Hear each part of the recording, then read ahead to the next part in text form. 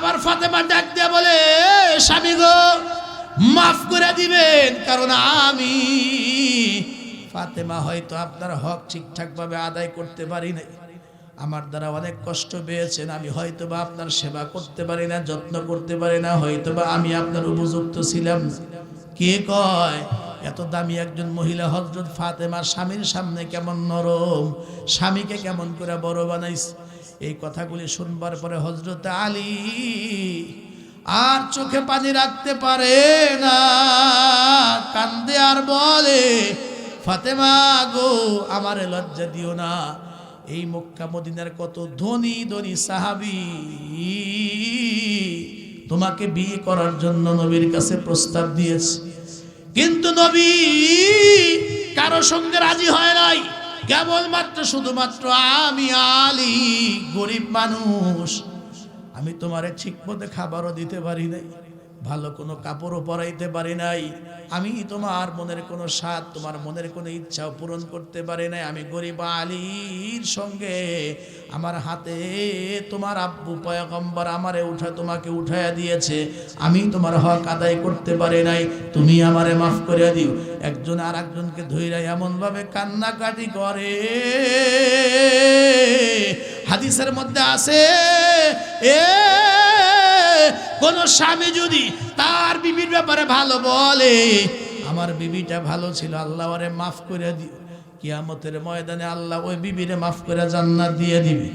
আবার যদি দুনিয়ার কোনো স্বামী, দুনিয়ার কোনো স্ত্রী তার স্বামীর ব্যাপারে বলে, আমার স্বামী ভালো ছিল, আল্লাহ তোমার বান্দারে মাফ করে দিও, আল্লাহর নবী বলেন বিবির এই সাক্ষীটা আল্লাহ কবুল কইরা ওই স্বামীকে আমার আল্লাহ পাক মাফ করে জান্নাত দিয়ে দেয়।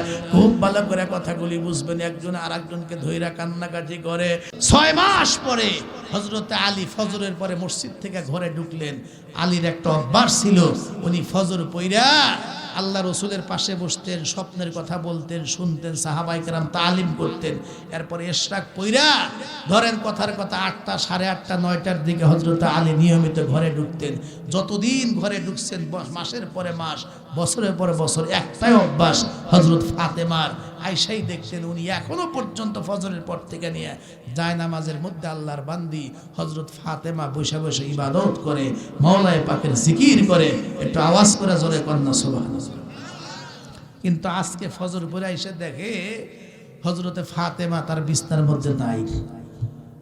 মাসের পর মাস, বছরের পর বছর যে অভ্যাস, যে নিয়ম, আজকে এসে দেখে জায়নামাজে ফাতেমা নাই। আশ্চর্য হয়ে গেলেন, ফাতেমা জায়নামাজ রেখে গেল কই? কি ব্যাপার? আজকে হযরত ফাতেমা জায়নামাজে নাই, জলচুকিতে নাই, গেল কই? হযরত আলী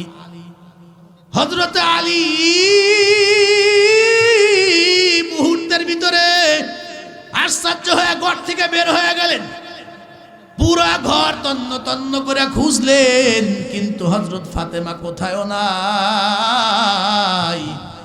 খুঁজতে খুঁজতে খুঁজতে খুঁজতে গিয়া দেখেন হযরতে ফাতেমা রাদিয়াল্লাহু তাআলা আনহা রান্নাঘরের ভিতরে, জোরে কোন সুবহানাল্লাহ। হযরত ফাতেমা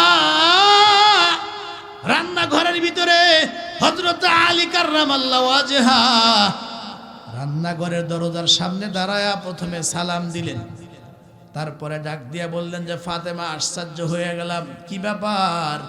তুমি আজকে জায়নামাজের মধ্যে নাই, ইবাদত খানায় নাই, তুমি জলচকির মধ্যে নাই। আমি খুঁজতে খুঁজতে এসে পাইলাম তোমার রান্নাঘরে। আবার তাকায়া দেখতেছি বড় একটা ডেক বা পাতিলের মধ্যে পানি দিয়া, ওই পানি চুলার মধ্যে ওই ডেক বসায় ওই চুলার পানি গরম করতেছে, অর্থাৎ ওই পাতিলের পানি গরম করতেছে। আবার তাকায় দেখে বড় বড় 2টা বালতি ভইরা সাবান দিয়া কাপড় ভিজায়া রাখছে। তাকায়া দেখে মাটি আর কাদা।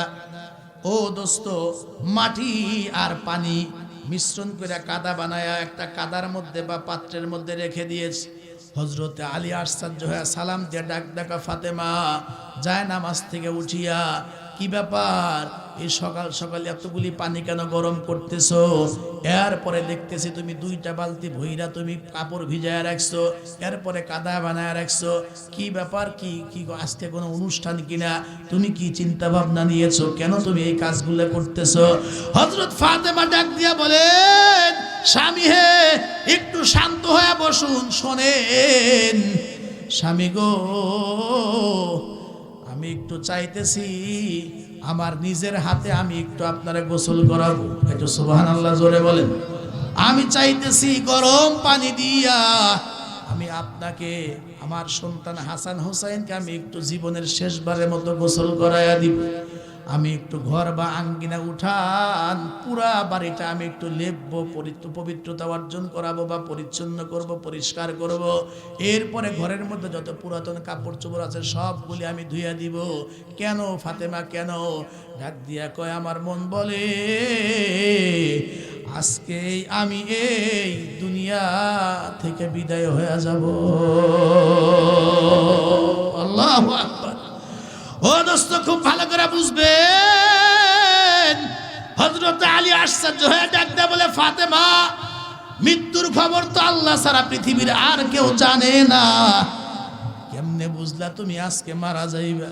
স্বামী গো, ওই যে আজ থেকে 6 মাস আগে আমার আব্বা ইন্তেকালের আগে আমার কানে কানে যে একটা কথা বলছিল, আমি কান আগায়া দিয়েছিলাম।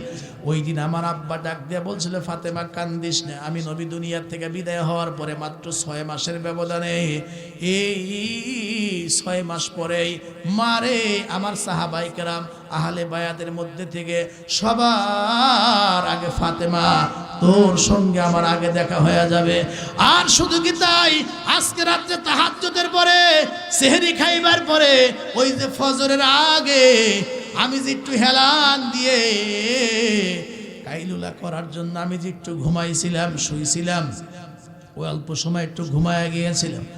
ঘুমের ঘরে আমি স্বপ্নে দেখলাম ইতিহাসের নক্ষত্র সিংহ পুরুষ মুহাম্মদুর রাসূলুল্লাহ আমার বাবা, আমি ফাতেমার সামনে দাঁড়ানো। আমারে স্বপ্নে ডাক দিয়া কয়, মা, সেহরি তো খাইলি আলীর সঙ্গে,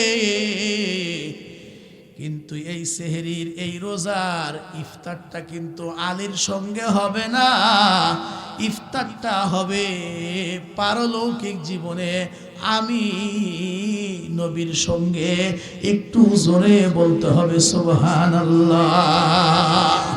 ও দোস্ত, একটা কলা গাছের গোড়া কেটে দিলে দ্রাম করে যেইভাবে এই কলা গাছটা মাটির ভিতরে জমিনের মধ্যে পড়ে যায়, একজন যুবক মানুষ, শক্তিশালী যোদ্ধা হযরতে আলী কাররামাল্লাহু ওয়াজহার মতো একজন মানুষ ওইভাবে জমিনের মধ্যে ধ্রাম করে পড়ে গেলেন। ফাতেমা, এ তুমি কি বলো? আবার ফাতেমা ডাক দিয়ে বলে, স্বামী গো, মাফ করে দিবেন, কারণ আমি ফাতেমা হয়তো আপনার হক ঠিকঠাক ভাবে আদায় করতে পারি না, আমার দ্বারা অনেক কষ্ট পেয়েছেন, আমি হয়তোবা আপনার সেবা করতে পারি না, যত্ন করতে পারি না, হয়তোবা আমি আপনার উপযুক্ত ছিলাম। কে কয়? এত দামি একজন মহিলা হযরত ফাতেমা স্বামীর সামনে কেমন নরম, স্বামীকে কেমন করে বড় বানাইছে। এই কথাগুলি শুনবার পরে হযরত আলী আর চোখে পানি রাখতে পারে না, কান্দে আর বলে, ফাতেমা গো, আমারে লজ্জা দিও না। এই মক্কা মদিনার কত ধনী ধনী সাহাবী তোমাকে বিয়ে করার জন্য নবীর কাছে প্রস্তাব দিয়েছে, কিন্তু নবী কারো সঙ্গে রাজি হয় নাই। কেবলমাত্র শুধুমাত্র আমি আলী, গরিব মানুষ, আমি তোমারে ঠিক মতো খাবারও দিতে পারি নাই, ভালো কোনো কাপড়ও পরাইতে পারি নাই, আমি তোমার মনের কোনো স্বাদ, তোমার মনের কোনো ইচ্ছাও পূরণ করতে পারি নাই। আমি গরিব আলীর সঙ্গে আমার হাতে তোমার আব্বু পয়গম্বর আমারে তোমাকে উঠাইয়া দিয়েছে, আমি তোমার হক আদায় করতে পারি নাই, তুমি আমারে মাফ করে দিও। একজন আর একজনকে ধইরা এমন ভাবে কান্নাকাটি করে, হাদিসের মধ্যে আছে, কোন স্বামী যদি তার বিবির ব্যাপারে ভালো বলে, আমার বিবিটা ভালো ছিল, আল্লাহ ওরে মাফ করে দিও, কিয়ামতের ময়দানে আল্লাহ ওই বিবিরে মাফ করে জান্নাত দিয়ে দিবে।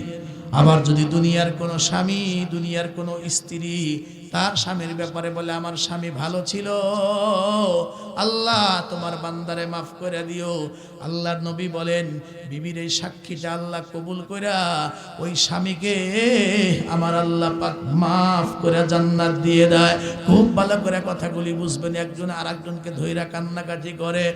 এক পর্যায়ে ও দোস্ত, হযরত ফাতেমা, হযরত আলী, হাসান হুসাইনকে নিজের হাতে ডোলা ডোলা সুন্দর করে গোসল করাইলেন।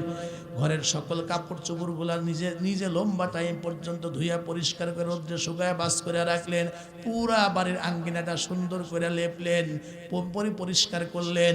এরপরে দোস্ত ওই দিনে সত্যি সত্যি হযরত ফাতেমা রাদিয়াল্লাহু তাআলা আনহা দুনিয়া থেকে বিদায় হয়ে গেলেন। আমার মা বোনেরা, বয়ানকে আপনারা শুনতেছেন, মাইকের আওয়াজকে আপনাদের কান পর্যন্ত যায়। মা যেই ঘরে লাল রঙের বেনারসি শাড়ি পরে মাগো বউ হইয়া ঢুকছিলা, মাগো ওই দিন কত মানুষ দুধ পান করাইলো, তোমাকে মুখের মধ্যে মিষ্টি দিয়েছিল, আনন্দ উল্লাস করলো, অপেক্ষায় থাকো মা, এই ঘরে আসবার পরে নামাজ নাই, রোজা নাই, পর্দা নাই, আল্লাহর হুকুম তুমি পালন করো না। সংসার করতে করতে জীবনটা পার করলা, অপেক্ষায় থাকো মা, এই ঘর থেকে আবার একদিন ওই সাদা রঙের ওই যে মাগো 5 টুকরা কাফন পরায়া তোমাকে এই ঘর থেকে বের করে কবরস্থানে নিয়ে যাবেন। ও দোস্ত, হযরত ফাতেমার ইন্তেকাল হয়ে গেল, গোসল করায়া, কাফন পরায়া, জানাজা দিয়া, খাটিয়ার মধ্যে শোয়ায়া, যেই মাত্র কবরের পাশে নিয়া কবরের মধ্যে নামানো হবে, আমার দিকে খেয়াল করেন, বিশিষ্ট একজন সাহাবী, নাম তার হযরত আবু যর গিফারি। এই সাহাবী দোস্ত কবরের মাটির দিকে ইশারা করে বলে, আয় কবরের মাটি, সাবধান সাবধান সাবধান, আজকে তোমার মধ্যে কাকে নামাবো। ইনি হলেন বিশ্ব নবীর আদরের কন্যা হযরত ফাতেমা। খবরদার কবরের মাটি তারা চাপ দিবি না। ও কবরের মাটি, ইনি কিন্তু হাসান হোসাইনের মা, খবরদার কবরের মাটি আযাব দিবি না। ইনি কিন্তু হযরত আলী কাররামাল্লাহ ওয়াজহা, দামি একজন সাহাবী, তার বিবি। ইনি কিন্তু জান্নাতি সকল নারীদের নেত্রী হযরত ফাতেমা। খবরদার কবরের মাটি তার সঙ্গে খারাপ ব্যবহার করবি না, খবরদার তারে চাপ দিবি না। এই চারটা পরিচয় যখন বারবার আবু যর গিফারি দিচ্ছিলেন, বর্ণনার মধ্যে এসছে হঠাৎ করে কবরের ভিতর থেকে মানুষের মতো কথা শোনা যায়। আল্লাহু আকবার। কবরের ভিতর থেকে আওয়াজ বের হয়ে যায়, ও আবু যর, তোমার বক্তব্য বন্ধ করো, আমি কবর কি বলি সেটাই মন দিয়া শোনো। আমি কবর তেমন একটা কঠিন ঘর, আমি কবর তেমন একটা জায়গা, এমন একটা কঠিন জায়গা, আমার মধ্যে কেউ যদি ভিসা, পাসপোর্ট তথা ঈমান আর আমল নিয়ে আসে, এত সুন্দর ব্যবহার করব কল্পনাও করতে পারবে না। আর আমার মধ্যে যদি কেউ ভিসা, পাসপোর্ট, ঈমান আমল হীন যদি আমার মধ্যে আসে, এমন খারাপ ব্যবহার করব কল্পনাও করতে পারবে না। এই জন্য আমার মা বোনদেরকে আমি জিজ্ঞেস করি, আমি মুরব্বী আব্বাদেরকে বলি, যুবক ভাইদেরকে বলি, আমি নিজেকেও জিজ্ঞেস করি, মৃত্যু যে কোনো মুহূর্তে আসতে পারে, কবরে যাওয়াই লাগবে। বলেন তো এই কবরে যাওয়ার আগে আল্লাহর হুকুম, নবীর তরিকা, ভিসা আর পাসপোর্ট, ঈমান আর আমল, ভালো কাজগুলি করে প্রিপারেশন আর প্রস্তুত থাকার দরকার। একটু জোরে বলেন, আছে না নাই?